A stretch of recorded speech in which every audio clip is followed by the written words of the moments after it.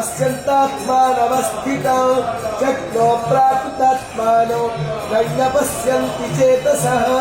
यदा विश्वं गतं तेजो जगद्भासयतेऽखिलो यच्छं रामसि यच्चाग्रो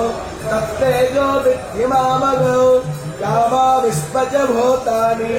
धारयादहमोजसा उष्णामीचौषधिः सर्वा सोमभूत्वा रसात्मकः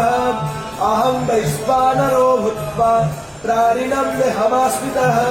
प्राणपानः समायुक्ता पचमन्यं चतुर्विधौ सर्वश्च चाहं हृदि सन्निविष्टो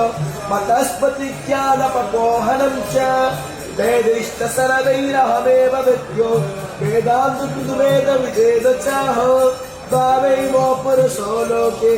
क्षरश्चाक्षर एव च क्षरः सर्वाणि भूतानि